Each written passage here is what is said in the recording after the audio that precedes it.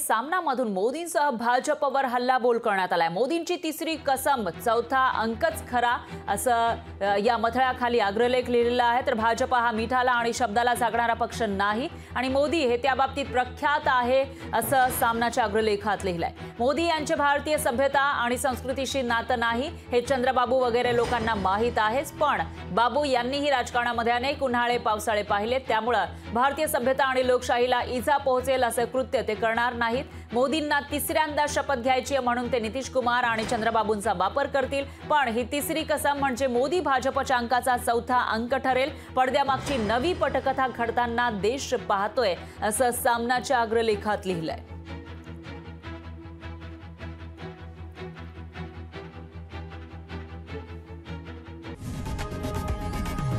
लोकशाही मराठी ऐका, पहा, जागरूक रहा।